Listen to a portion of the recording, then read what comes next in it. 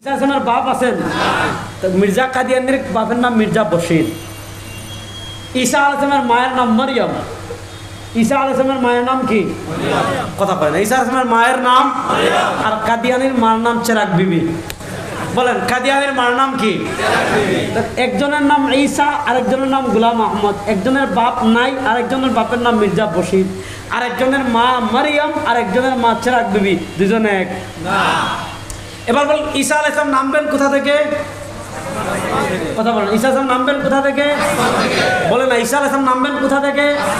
এবার আপনারা বলেন কাদিয়ানি আসমান থেকে নামছে না তার মার পেট থেকে বের হয়েছে? এবার বলেন ঈসা আলাইহিস সালাম যখন নামবেন, নামার পর দাজ্জালের সাথে আল মালহামাতুল কুবরা, চূড়ান্ত যুদ্ধ হবে, খেলা হবে ইনশাআল্লাহ। বলেন খেলা এটা হবে সিরিয়ার বাবেলুদ। এই যুবকরা আপনি ফেসবুকে গুগলে সার্চ দিবেন বাবেলুদ, দেখবেন একটা সাদা গেট আসবে। এই গেট দখল করে রেখেছে বর্তমান ইসরায়েলের মানচিত্রের ভিতর একটা জায়গার নাম আছে বাবেলুদ। ওই বাবেলুদ্ধে চূড়ান্ত যুদ্ধ হবে।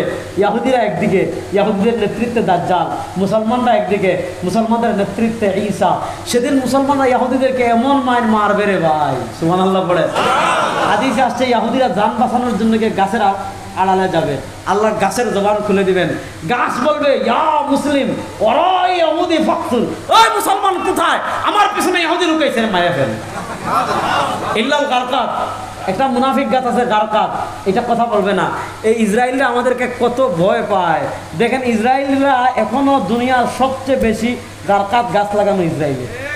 মানে এরা এখন থেকে প্রিপারেশন দিচ্ছে যাতে গারকাত গাছের আড়ালে লুকায়। গারকাত গাছের আড়াল না, মাটির নিচে লুকালো, পিটিয়ে হাড্ডি তোলা হবে ইনশাআল্লাহ। ইনশাআল্লাহ বলেন। এবার ঈসা আলাইহিস সালাম দাজ্জালের সাথে যুদ্ধ করবেন। আচ্ছা আপনারা বলেন গোলাম মোহাম্মদ কাদিয়ানি যুদ্ধ করছে, ঈসা আলাইহিস সালাম মদিনায় মারা যাবেন। কোথায়? রাসূলুল্লাহ সাল্লাল্লাহু আলাইহি ওয়াসাল্লাম, আবু বকর, ওমর, এই তিন রওজার পাশে আরেকটা কবরের জায়গা খালি আছে, আছে না নাই? এখানে দাফন করা হবে কাকে? বলেন না, এখানে দাফন করা হবে কাকে? আচ্ছা আপনারা বলেন কাদিয়ানি মদিনায় ইন্তেকাল করা দূরের কথা, জীবনে গেছে? তার কবর কোথায়?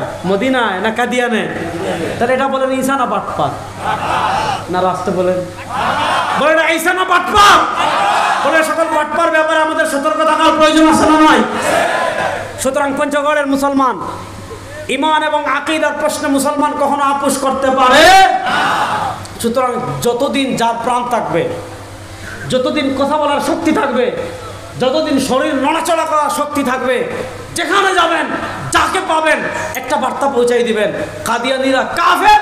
কাদিয়ানিদেরকে যারা কাফের মানবে না তারাও কাফের। শেষমেশ আমি পঞ্চগড়ের প্রশাসন ভাইদেরকে একটা বার্তা দিয়ে যাব, ফ্যাসিস্ট আওয়ামী লীগের আমল শেষ।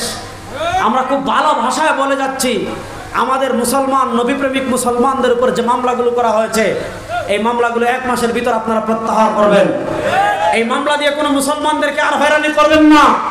যদি হয়রানির খবর হয় সারা বাংলাদেশে এমন আগুন জ্বালিয়ে দেওয়া হবে বঙ্গোপসাগরের পানি দিয়েও নিভাতে পারবেন না।